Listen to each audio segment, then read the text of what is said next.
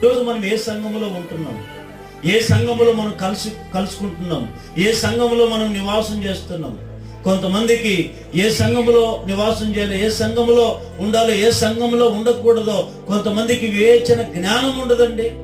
దేవుని బిడ్డలారా, దేవుని సంఘం అనేది ఒకటి ఉంది కదా, ఆ సంఘములో మనం కలుసుకోవాలి. మరి ఇక్కడ మిమ్మల్ని ఒక ప్రశ్న అడుగుతాను, సంఘం అంటే ఏంటి? మీరు అంటారేమో, అన్నా సంఘం అంటే ఏం లేదన్నా 10 మంది చెప్పండి. సంఘం అంటే 10 మంది కూడుకోవడం అన్నా, సంఘం అంటే ఒక చర్చి, ఒక ఇట్లా ఏదో కొట్టమో, ఒక రేకులేసి ఇల్లు, లేకుంటే ఒక మిద్దో, ఇదన్నా సంఘము. పైన ఒక శిలో ఉండాలన్నా, లోపల ఒక కానికి పెట్టి ఉండాలన్నా, 10 మంది ఆదివారం కూడుకుంటే ఇది సంఘం అన్నా అంటారేమో. సంఘం అంటే అది కాదు. వినండి, ఒకసారి గట్టిగా హల్లెలూయా చెప్పండి, ఇంకోసారి చెప్పండి. సంఘం అంటే